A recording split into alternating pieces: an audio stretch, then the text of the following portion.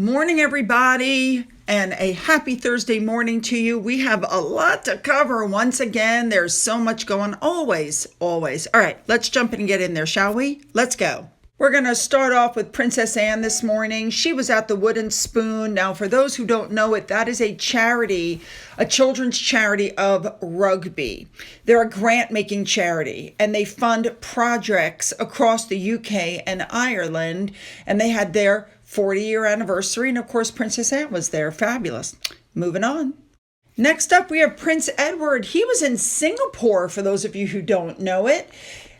We know that he's vice patron of the Commonwealth Games Federation, and he went and presented to Dom Lewis Martin, DBE, the outgoing president, I might add, a gift for, to recognize all her years of service to the Commonwealth sports movement. There was a reception on the eve of the Commonwealth General Assembly in Singapore.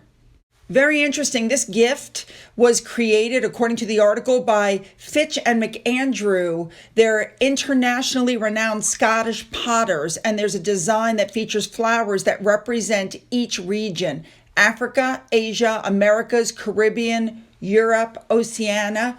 Beautiful, beautifully done. And of course, there was a reception afterwards where Andrew mingled and spoke with people. I had no idea the man was in Singapore. We're going to move on now to his lovely wife, Sophie, the Duchess, who attended the Leading with Kindness lecture. This is part of the Kindness and Leadership campaign led by the Women of the Future program. I think she looks absolutely lovely. Moving on. Let's move on now to King Charles, who had his 75th birthday by having a huge reception at Buckingham Palace where hundreds of NHS nurses were. Unbelievable. This was to highlight the work of nurses and midwives over the decades because NHS was having their 75 celebrations. There were 400 nurses and midwives from across NHS, as well as Victoria Atkins and the new health secretary after the cabinet did a reshuffle apparently on Monday. He went around, he met people. Apparently he was really enjoying himself and was quite the life of the party.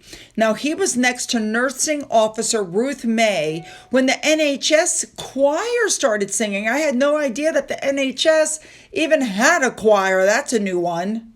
Pretty obvious from these pictures that the king was really enjoying himself. Very sweet. One woman handed King Charles a card because her 6-year-old daughter has the same birthday. And so she told her daughter she'd give it to the king. And apparently it said, "Hi, King. Do you know who I am? My name is Isabella and it's my birthday as well. So happy birthday." How wonderful. Apparently they said he was really pleasant. Moving on. Now, sticking with King Charles, he had a birthday party at Clarence's house that went rather late because Catherine and William were seen leaving the party, and it was after 11 o'clock at night. So the party went late, and it looks like a very glittery affair. I love what Catherine's wearing, and a big thank you to Remoulade Sauce. I knew we'd seen this dress before, but it looked amazing. You had Zara walking in with Mike. She was wearing that Rebecca Valance dress I told you about earlier. You had Beatrice waving as she went, and I believe she was by herself. You had Lady Sarah Chatto, daughter of Princess Margaret. Next up, you had one of Camilla's 6 companions, Sarah Troughton, I believe is how you say her name. Also, Penny Natchbull was there. You had racing manager John Warren. He was the manager for the late Queen. You had Princess Margaret's son, David Armstrong Jones, the 2nd Earl, and Tom Parker Bowles, son of Queen Camilla. Also, of course, the Duke and Duchess of Gloucester were seen entering the party. To be honest, though, the person that I was the happiest to see was Lady Susan Hussey, because that literally shows she is back in the fold with the royal family. Don't forget, that woman from Sister Space claimed that she had made racial comments to her. She was so nervous, she stayed in the corner of the room and didn't talk to anybody. And then the pictures came out. The whole thing was a lie. Then she got an apology. Then a few months later, she demanded another apology, which she did not get. She then resigned from the sister space, and I don't know what happened to her since, and who cares? Now, we know that Harry and Meghan always have to do something to insert themselves into the news whenever anything is going on with the royal family. So, of course, Charles's 75th birthday is a big deal. So all these stories came out. Oh, Harry is going to call Charles for his 75th birthday.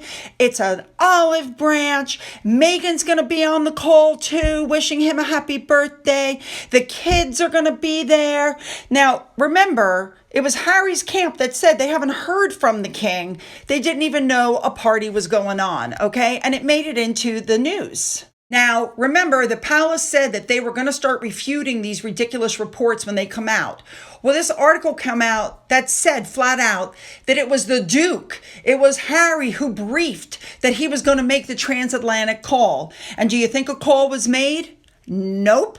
No call was made, nor were the video messages sent. Charles has no contact with them, and he doesn't know those kids, and those kids don't know him. Nope. Now the articles are coming out. Harry is fed up with not having the big family Christmases that he used to have, and he wants his kids to have them. But of course, the only family they have is Doria. Yep, they haven't visited Sandringham since 2018, even though an invitation has been sent every year. Harry and Meghan never took it up on them, and it's not going to be offered apparently this year. You know, they're saying nobody could celebrate Christmas like the Windsors, and he misses the article says the festive togetherness. I bet. You know, what a lot of these articles are saying is that Harry did something that Charles cannot forgive him for, and that was his attack on Queen Camilla. He was warned before the book came out, you better not attack my wife. And Harry he went there, and half of what he wrote has been proven to be a lie anyway. So, yeah, Charles had a decision to make. Now, they're saying if Harry and Meghan want to get back in with the family, they're going to have to eat some humble pie. And we know that that will never happen. Guys, there will be no reconciliation. The royal family will move on, and these two are falling into obscurity. And still sticking with Charles, it's coming out that he really appreciates Catherine for the solid family that she has made for William, giving the children, the grandchildren, a normal life. He loves their parenting style. Don't forget that, Catherine came from a normal family background, and he really admires and appreciates the network that she has created for William and the kids. We know that the king is very devoted to his grandchildren. He has photographs all over his house of the grandchildren, and he really is happy that they're giving them the normal life that I think he wished he would have had with his mother. If there was ever any doubt about how Charles felt about Catherine and being a member of his family, let's not forget what he said in Kenya, where he said, and I'm quoting, "It was here in the sight of Mount Kenya that my son, the Prince of Wales, proposed to his wife, now my beloved daughter-in-law." Yep, moving on. Moving on to Catherine, the Princess of Wales, she went to the Shaping Up National Symposium reception, which took place at the Design Museum in London. Now, she released a video that was really, really well done. And then she went out onto the stage to practice, before she gave her speech. And that way she was also able to see, what she was going to be seeing while she gave her actual speech. There was nobody in the auditorium at this time. It was just her talking to an empty room, practicing her speech. Anyway, after that, she went out to the reception. There were all kinds of special people there that she was able to speak to.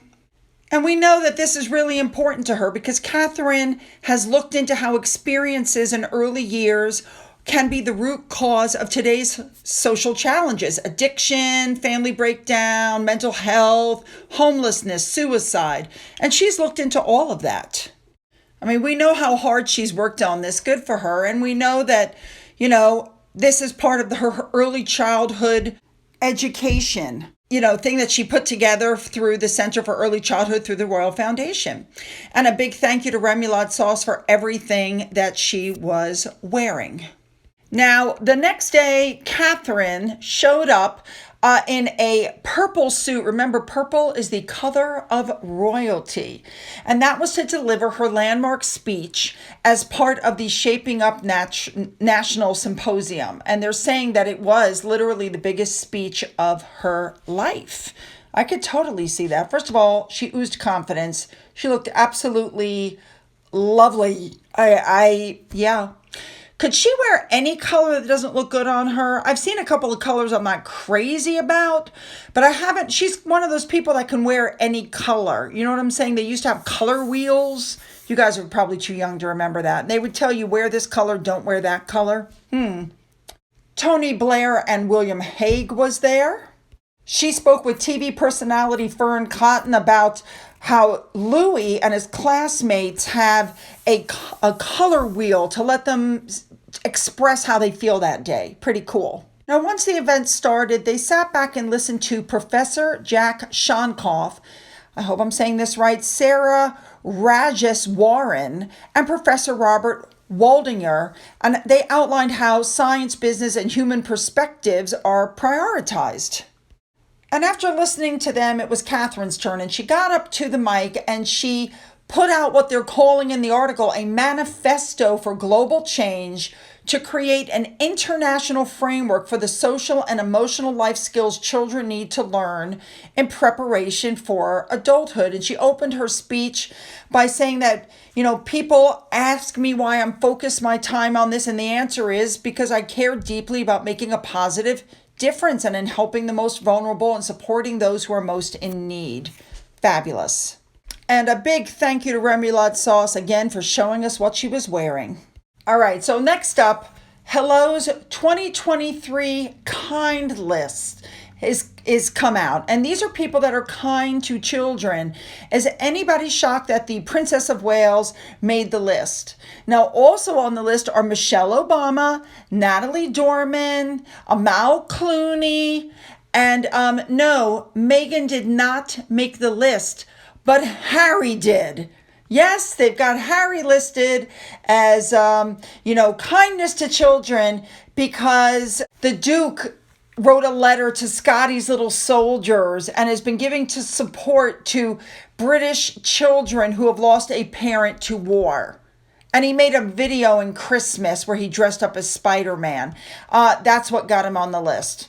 Well, congratulations to Catherine. Anyway, moving on. Let's move on now to Meghan. She's really making people angry with this brooch of the poppy that she's wearing. She hates the UK. She doesn't care about the royal family. She doesn't care about the UK citizens. And so people are like, why is she pretending by wearing this poppy? Let me tell you why. Because she and Harry are trying to insert themselves into the American military scene. That's why.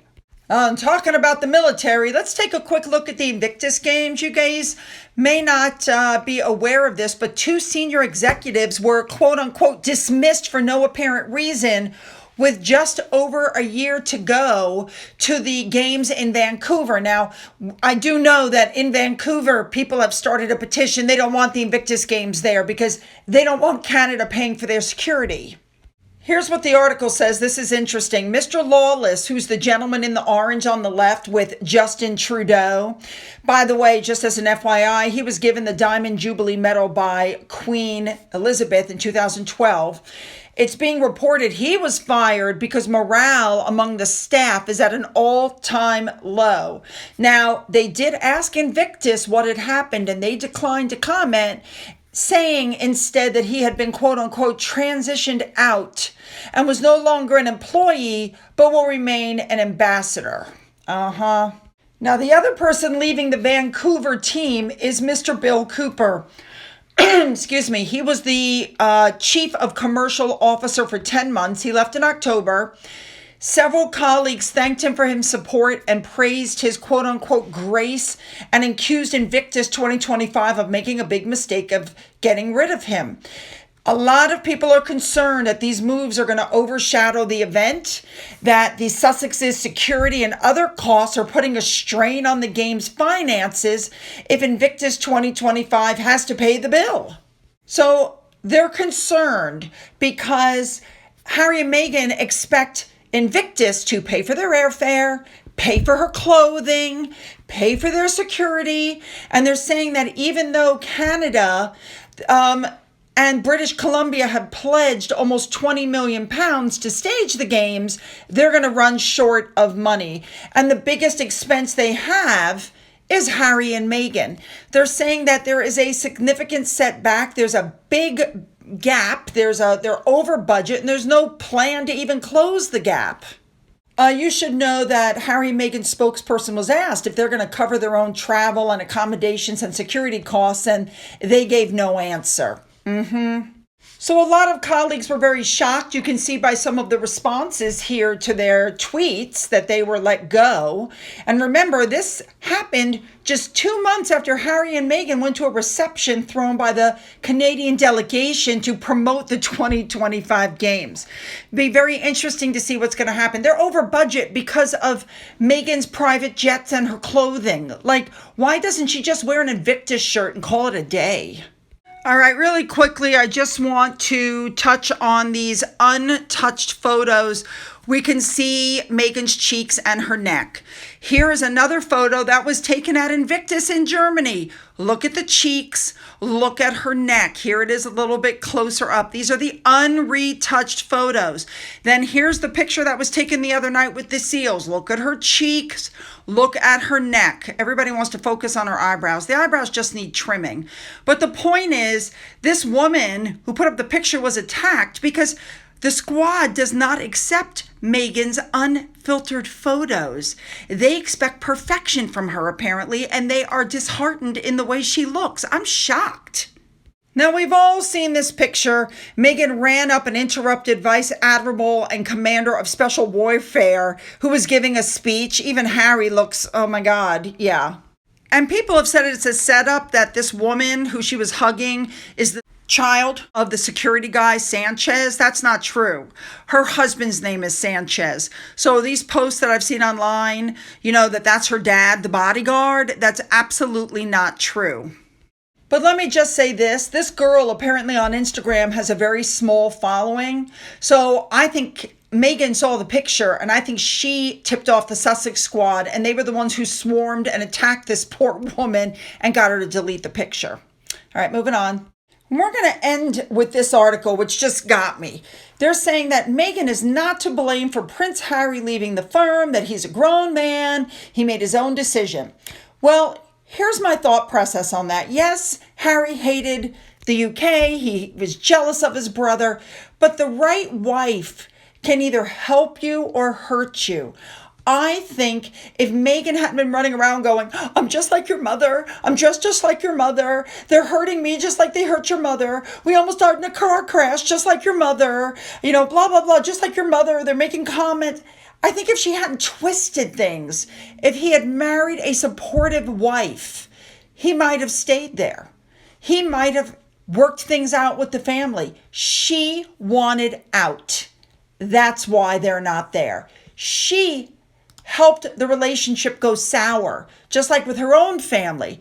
Nobody talks to anybody, and that is partially her doing. So yes, it's not all her, but yes, a big part of it is her. All right, you guys, you know what I want. Put those comments down and make them good. Make them real good. Don't forget to hit that subscribe button. If you've already done that, double check, make sure you're still subscribed. And go ahead and hit that like bell also. If you've donated to my coffee fund, thank you so much. And as always, you guys, have a great day.